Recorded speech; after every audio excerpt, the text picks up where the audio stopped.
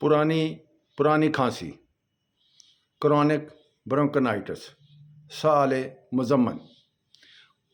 پرانی کھانسی میں مریض کو معمولی کھانسی کے ساتھ لیس دار بلغم کی کافی مقدار اکثر خارج ہوتی رہتی ہے۔ سال میں کم از کم 3 مہینے بلغم اور کھانسی کا زور رہتا ہے اور یہ سلسلہ سالوں تک چلتا ہے۔ یہ بنیادی طور پر سانس کی نالیوں کی سوزش ہے۔ اس کو پیدا کرنے والے جراثیم کا پتہ چل چکا ہے۔ اگر ہم چاہیں تو کسی بھی مریض کی بلغم کو کلچر کروا کر جراثیم کو پہچان سکتے ہیں۔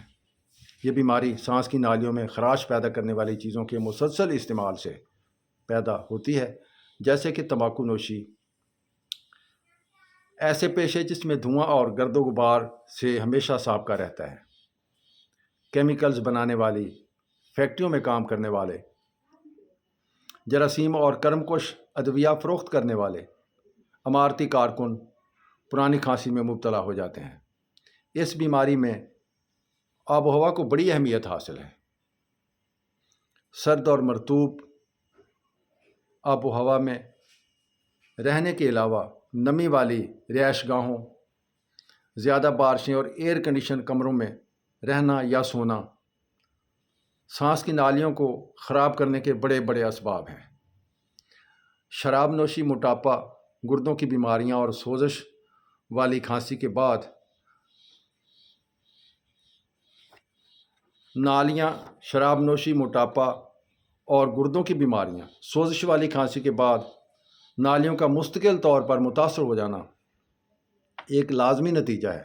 سوزش اور خیزش کی وجہ سے نالیاں ہر وقت خراش کی حالت میں رہتی ہیں، جس کی وجہ سے اندرونی غدود ہر وقت رطوبت خارج کرتے رہتے ہیں۔ اس کے پیدا کردہ بلغم سانس کی نالیوں کو مسدود کر دیتی ہے، جس سے سانس میں آوازیں پیدا ہوتی ہیں۔ اس کیفیت سے جراثیم فائدہ اٹھا کر اندر جا کر کئی قسم کی سوزشیں پیدا کر سکتے ہیں۔ سوزش کی وجہ سے نالیوں میں ہر وقت ورم رہتا ہے۔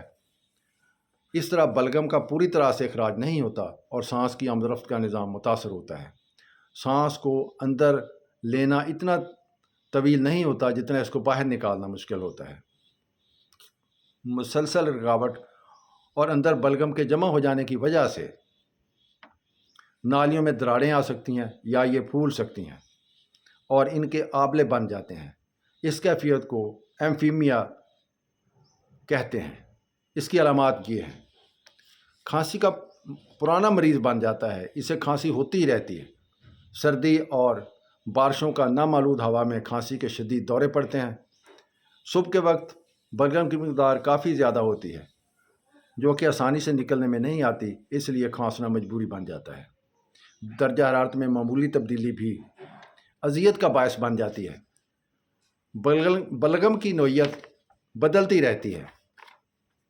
بیماری لمبی ہونے کی وجہ سے بلغم کی مقدار کم ہو جاتی ہے، لیکن گاڑھی لیس دار اور جھاگ کی طرح کی ہو سکتی ہے۔ سانس کی رفتار بڑھ جانے کے ساتھ سانس لینے میں مشکل پڑتی ہے۔ سانس کے ساتھ چھاتی سے آوازیں نکلتی ہیں۔ کھانسی کے ساتھ بلغم میں خون کی پتلی لکیر سگریٹ پینے والوں کے لیے کینسر کا اندیشہ بھی ہو سکتا ہے۔ اس صورت میں جھلیوں کا ٹکڑا نکال کر اس کا معائنہ کروایا جائے۔ مریض کو معتدل آب و ہوا میں رکھا جائے۔ دھواں، گرد و غبار، تمباکو نوشی سے مکمل پرہیز کیا جائے۔ مریض ہلکی ہوا میں موسم کے مطابق لباس پہن کر چہل قدمی کرے۔ اسے لمبے سانس لینے کی مشق کروائی جائے۔ موٹاپے میں وزن کم کرنے کی کوشش کی جائے۔ چاول، تلی ہوئی چیزیں، کھٹی چیزیں، ٹھنڈی چیزیں کھانے سے پرہیز کیا جائے۔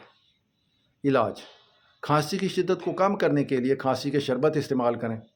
جراثیم کش ادویہ کا استعمال کیا جائے، جیسا کہ ایتھروسین، ٹیٹراسائلین، سیپٹران وغیرہ۔ سانس کی نالیوں سے ورم کو دور کرنے کے لیے گرم پانی میں دوائی ڈال کر بھاپ لیں اور بلغم کو پتلا کرنے کے لیے ڈینزن، کیمرول ادویات استعمال کی جائیں۔ بلغم نکالنے کے لیے مریض کو کروٹ کے بل لٹا کر چھاتی کے نیچے تکیہ رکھ کر لٹایا جائے۔ ہومیوپیتھک طریقہ علاج میں علامات کے مطابق ڈروسرا ایپیکا